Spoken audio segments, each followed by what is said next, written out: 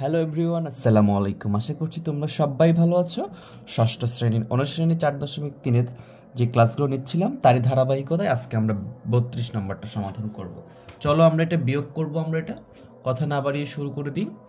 দেখো 32 নম্বরটা কি আছে, আমরা সমাধান করতেছি। সমাধান তো আমাদের এইখান থেকে যে 7x² প্লাস 9x প্লাস 18 থেকে এই রাশিটা 5x প্লাস 9 প্লাস 8x², আশা করি তোমরা দেখতে পাচ্ছ, এই রাশি থেকে এই রাশিটা বিয়োগ করতে বলছে। তা আমাদের যে নিয়মটা এটা আমরা জানি, আমরা শিখে আসছি যে প্রথমে যেটা থাকবে, যে রাশিটা থাকবে এটা আমরা উঠিয়ে ফেলবো। তাহলে এখানে কত আছে দেখো, 7x² প্লাস 9x প্লাস 18 এটা দেওয়া আছে, আমরা এটা উঠিয়ে ফেললাম। এখান থেকে বিয়োগ করব আমরা দ্বিতীয় রাশিটা। এখন দ্বিতীয় রাশিটা কি করব, দ্বিতীয় রাশিটা ইচ্ছে মতো উঠিয়ে ফেললে হবে না, এটা সদৃশ পদের নিচে নিচে পদগুলো লিখে উঠাতে হবে। এখানে খেয়াল করো, প্রথমে 5x এবং প্লাস 5x, কোথায় x আছে, এখানে আছে, তাহলে আমরা এটা এখানে লিখব প্লাস 5x প্লাস 9 আছে, তা 9 মানে কি কনস্ট্যান্ট সংখ্যার সাথে কোনো x y z মানে কোনো চলক নাই, তাহলে আমরা এই 9টা আমরা এখানে যেহেতু নাই এখানে লিখে ফেলবো। এবং প্লাস 8x², তাহলে আমরা এখানে লিখে ফেলবো প্লাস 8x², যেহেতু সামনে প্লাস না দিলেও চলবে। এখন আমরা এটাকে কি করব, বিয়োগ করব। তো বিয়োগ করার শর্ত হচ্ছে আমরা চিহ্ন সহ সদৃশ পদগুলো তার নিচে নিচে লিখে ফেলছি। এখন বিয়োগের জন্য একটু ডিফারেন্স ওয়ে হচ্ছে আমাদের, বা একটু পার্থক্য হচ্ছে, এইখানে যে চিহ্নটা থাকবে তার বিপরীত চিহ্ন দ্বারা বিপরীত চিহ্নগুলো আমরা কি করব, লিখবো বিয়োগের সময়। যোগ করার সময় কিন্তু আমরা যোগ করে দিতাম। এখন তাহলে এখানে প্লাস আছে, এখানে কি দিব, তাহলে মাইনাস দিব। এইখানে খেয়াল করো, প্লাস আছে উপরে, ইমিডিয়েট যেটা উপরে থাকবে নিচে থেকে সেটা, এই প্লাসের জন্য এখানে কি দিব, আমি মাইনাস দিব। এইখানে প্লাস আছে, এখানে প্লাস থাকার জন্য আমি নিচে কি দিব, মাইনাস দিব। আশা করি বিষয়টা বুঝছো। এখন এই যে 8x² যেটা আমরা গতদিনও শিখছি, গত পর্বতে, এখানে কি আছে, প্লাস ছিল, কিন্তু এটা এখন মাইনাস কল্পনা করব।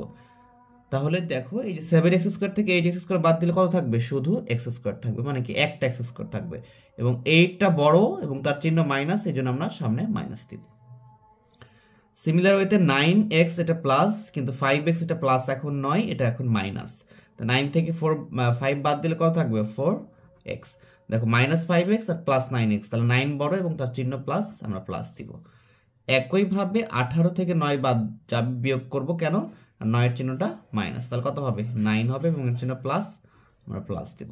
তাহলে এটাই হয়ে যাচ্ছে আমাদের নির্ণয়ের বিয়োগফল। আশা করি বুঝতে পারছো। তো তুমি লিখতে পারো যে নির্ণয়ে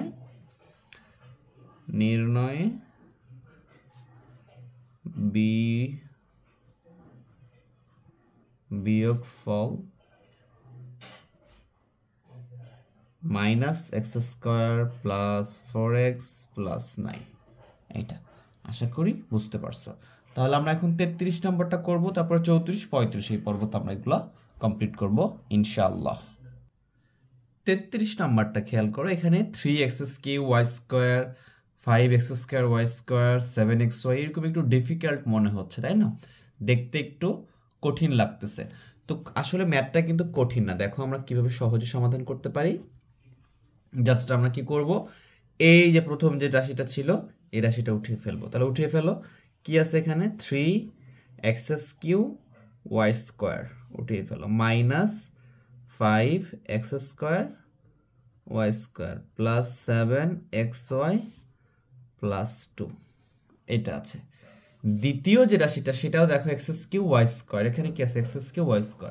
তাহলে এই যে পদটা আর এই পদটা সদৃশ পদ, তাহলে আমরা লিখতে পারি মাইনাস x³ y²। তাহলে চলকের যে মানটা থাকবে x³ y², তার এই দুটা সদৃশ পদ এইরকম।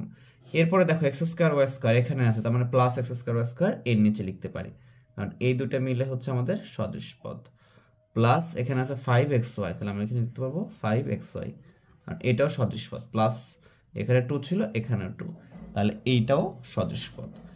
জাস্ট আমরা এটাকে কি করব, চিহ্নটাকে আমাকে এখন কি করে দিতে হবে, পরিবর্তন করে দিতে হবে।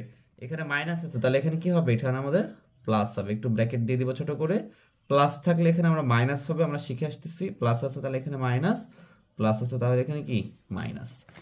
এইটা যখন হয়ে গেল, দেখো 3x³ y² মানে 3টে x³ y² আছে, আর এখানে একটা আছে, এখানে বিয়োগ চিহ্ন ছিল কিন্তু এখন হয়ে গেছে কি এটা যোগ, মানে প্লাস চিন্তা করতে হবে। তাহলে 3টার একটা কয়টা হবে? 4টা।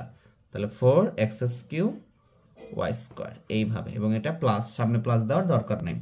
দেখো এটা মাইনাস ছিল কিন্তু আমি বিয়োগের জন্য চিহ্ন পরিবর্তন হয়ে যায়, তাহলে এটা প্লাস হয়ে গেছে। তাহলে এটাও প্লাস, ওটাও প্লাস, দুটো যোগ করে দিলাম। একইভাবে দেখো এটা মাইনাস ছিল, এটা প্লাস ছিল, কিন্তু এটা এখন কি হয়ে গেছে? নিচেরটা মাইনাস হয়ে গেছে। তাহলে এটাও মাইনাস, ওটাও মাইনাস। দুটো মাইনাস থাকলে কি করবো আমরা? চিহ্নটা মাইনাস দিব, আর এই দুটো কি করি আমরা? যোগ করি। ঠিক আছে, দুইটা একই চিহ্ন থাকলে যোগ হয় সব সময়।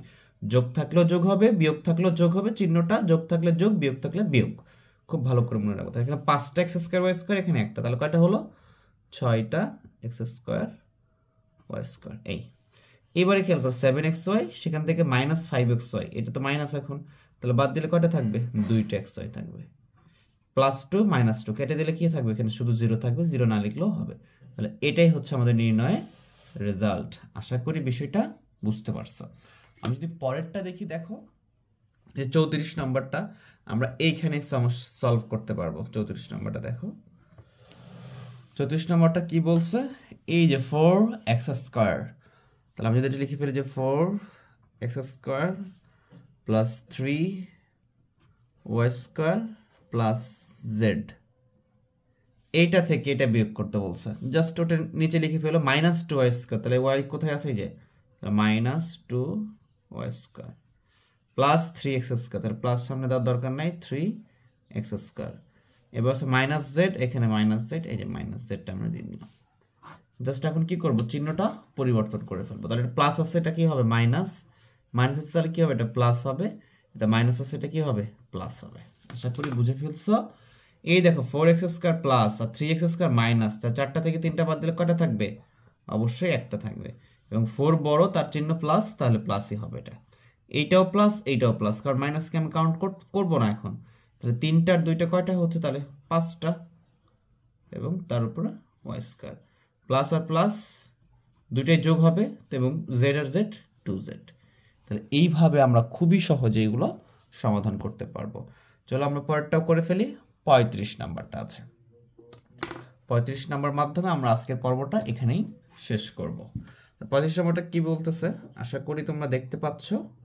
যদি একটু তোমাদেরকে আমি একটু আরো ভালো করে দেখার ব্যবস্থা করে দিই। হ্যাঁ, ঠিক আছে, আরো ভালো দেখতে পাচ্ছ আশা করছি আমি। দেখো 35 নাম্বারটা x⁴ 2x³ + x² + 4 থেকে এটা বিয়োগ করতে বলছে। তাহলে আমরা এটা উঠিয়ে ফেলবো। x⁴ + 2x², x³ এটা 2x³ + x² + 4, এই পদটা উঠিয়ে ফেলছি।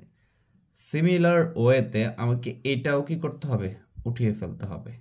ঠিক আছে, তাহলে এখানে গুরুত্বপূর্ণ যে বিষয়টা খেয়াল করতে হবে, দেখো এখানে কি আছে? x³ আছে, তাহলে এটার নিচে লিখতে হবে +x³ -2x², তাহলে আমরা এটার নিচে লিখবো -2x² +2x +3।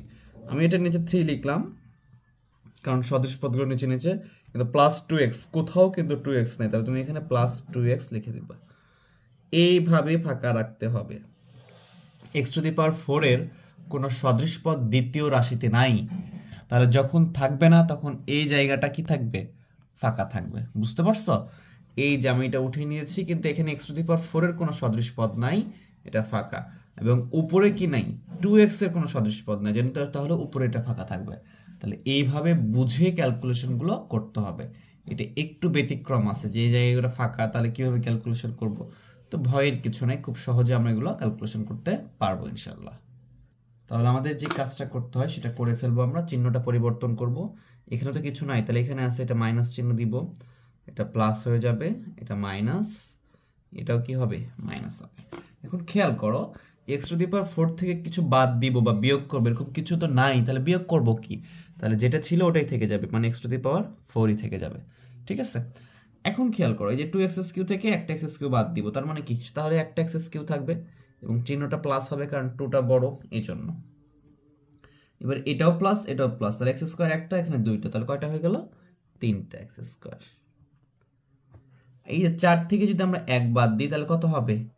এখানে 4 থেকে 3 বাদ দিলে 1 হবে এবং এটা মাইনাস 2x থাকবে। সাজিয়ে গুছিয়ে নেওয়ার জন্য তোমরা এটা আগে লিখতে পারো, এভাবে রেখে দিলেও হবে। জাস্ট এভাবে লিখতে পারো যে অতএব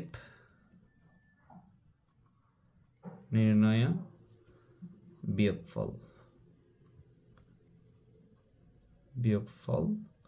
অথবা তোমরা এই কাজটাও করতে পারতা যে এইখানে ফাঁকা রেখে এটাকে একটু দূরে রেখে এখানে ফাঁকা রাখতে পারতা, সেখানে তার নিচে এটা লিখতে পারতা। এভাবেও করা যায়, কোনো সমস্যা নেই, এভাবেই করবা।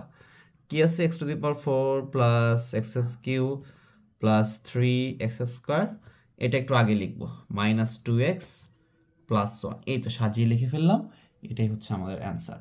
আশা করি বিষয়টা তোমরা বুঝতে পারছো। যদি বুঝতে পারো এবং আমার ভিডিওটা কেমন লাগলো ক্লাসটা তোমরা অবশ্যই কমেন্ট বক্সে জানাও। ভালো লাগলে ভিডিওটা একটি লাইক করে দিবা, বন্ধুদের মাঝে শেয়ার করে দিবা। চ্যানেলকে তো অবশ্যই সাবস্ক্রাইব করবা। সবাই ভালো থেকো, সুস্থ থেকো, আল্লাহ হাফেজ।